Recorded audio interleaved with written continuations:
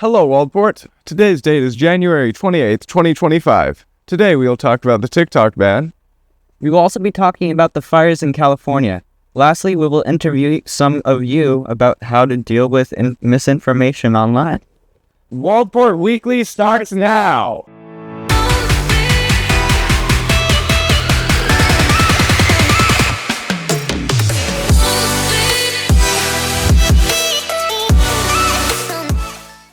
On Sunday, January 18th, the Supreme Court banned TikTok due to national security concerns. President Donald Trump has expressed plans to save this platform, despite wanting it banned in the previous term. Many people believe that this is a violation of the First Amendment, thus making it unconstitutional. As of January 19th, TikTok was brought back up. Thanks, Ashton. The California wildfires are tearing through Southern California, burning over 40,000 acres so far, and forcing hundreds of thousands to evacuate. At least 28 people have died, and entire neighborhoods have been destroyed, especially in places like Pacific Palisades and Altadena. Strong Santa Ana winds and extreme drought conditions are making it even harder for firefighters to get things under control. This is a devastating situation, and officials are urging everyone to follow evacuation orders and stay safe. Meanwhile, Louisiana and Texas have caught a cold, facing freezing temps throughout both states, as well as dealing with record-breaking snowfall. Many residents not used to such conditions are dealing with many issues such as a lack of necessary equipment. The U.S. is dealing with major contrasting situations, both being deadly. Stay safe, Irish. The Tillamook Cheesemakers varsity girls basketball team has had their season cut short. The season cancellation stems from 9 players walking out and refusing to compete the remainder of the games. Their last completed game was on December 19th against the Banks Braves, ending in overtime. Head coach Chris Lee was reinstated for investigation following a November complaint against him filed by those same players. All information comes from the Tillamook Headlight Herald's news site. The first complaint was filed on November 17th, before tryouts were scheduled to begin. Since the complaint, he was removed from the classroom that day while the investigation by the district was pending. He was placed on administrative leave. Lee would use the Remind app to communicate with players. This was a part of the problem filed by parents. It is stated that he would not include all players nor any administration or parents. Another point of concentration of the complaint was feeling forced to perform religious activities by Coach Lee. Even the students who defended Lee admitted to feeling the pressure to attend church and more. The players are rumored to have delivered Lee an ultimatum, demanding he resigns, and they will no longer continue the season under his leadership. Although they began the season with 5 consecutive wins, with no team, Tillamook was forced to cancel all further games. In recent years, with the internet allowing anyone to send out any information they want, misinformation has become very common. A major example of this is the rumors surrounding the recently announced Nintendo Switch 2. Several YouTube channels, such as Nintendo Land, were spreading misinformation about the announcement date of the console, posting videos claiming to know exactly what the then unseen device looked like and what games would be on it. However, it's not just about video games that are being affected by this. Several famous people have been falsely accused of criminal activity, causing their careers to fail.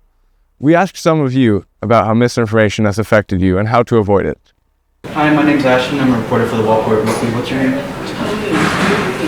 Awesome. So I'm going to be talking to you about social media, how it influence you. How do you feel about the spread of misinformation? Obviously that's not great. I think AI is probably one of the biggest mistakes. I think that obviously right now we're using it in a good way, but I think over time that's going to change. It's already starting and it's going to get really weird. Yeah. I do have a theory that maybe it can put some people out of jobs. Yeah, probably. Yeah. That sounds realistic. How do you know something online isn't real or is false, not true? I mean, you don't really know unless you go out of your way to do research on it, which a lot of people don't do. And maybe like news articles? Yeah, or just like, Google's free. So, yeah, just search something if you're curious. Be informed. How do you avoid being misled online? Just research or stay offline. feel like that's probably the best way out of all. Just probably not be online. But I'm being kind of a hypocrite because I'm like chronically online. So yeah, just do what's good for you. I completely agree with that. Thank you so much, Tony. Of course. Hi, my name's Ashton. I'm a reporter for the Waldport Weekly. What's your name? Skylar Young. Awesome. So I'm going to be talking about social media and how do you feel about it. So, how do you feel about the spread of misinformation online? Well, the thing with misinformation is that, it's misinformation and it spreads so rapidly and quickly that everybody sees it and then they all hop on the same bandwagon. So the thing is to just make sure that everybody's getting the right info at the right time and to make sure you're not just reverberating off of everyone else and do your own research. Yeah, awesome. Have you ever felt like something online was like false or not true? Oh, all the time. I see stuff all the time that I don't think is true at all. I feel like factually just is not true whatsoever. Do you have any examples? Well, that's the thing, like, you see so much of it that it's not, like, sometimes it's hard to even come up with an example because there's just so much of it. And at the same time, you gotta do your own research to really find out. Oh, yeah. So even if I may feel like it is, like, it's like, okay, I feel like that, but I need to go look for myself. I completely agree. I mean, sometimes I look at something and I just completely ignore it, take it out of my head. So, how do you avoid being misled in the sort of things that you see online? Make sure you're following the people that you trust, the people that you enjoy. Make sure you're doing your own research. Make sure you're trying to understand it as best as you possibly can. And that you're not getting any backward source or anything like that. I feel like the number one thing is just doing your own research. Finding out for yourself. Let yourself decide on it. Don't let others influence you. Awesome. Thank you so much, Skylar. You're welcome. Thank you. That's interesting, Ashton. Have you ever been misled online? No. Okay. Can I get a countdown for this one?